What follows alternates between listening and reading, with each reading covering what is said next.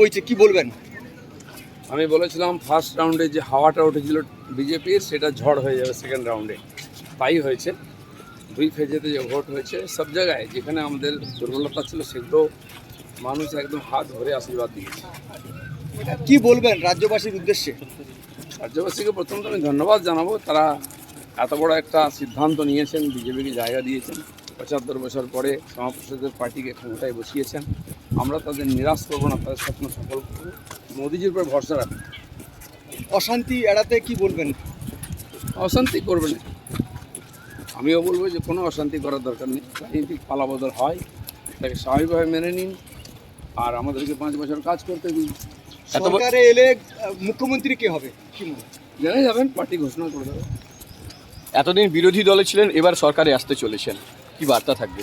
ঠিক আছে, আমরা বিরোধী দলে 75 বছর লড়াই করেছি বাংলায়, মানুষের সেবা লেগে আছি আমরা, মানুষ আমাদের বিশ্বাস করে আস্থা রেখেছেন, তাদের ধন্যবাদ। তাদের স্বপ্ন পূরণ করার জন্য আমরা পুরো চেষ্টা করব। মুখ্যমন্ত্রী মমতা বন্দ্যোপাধ্যায়কে কি বলবেন?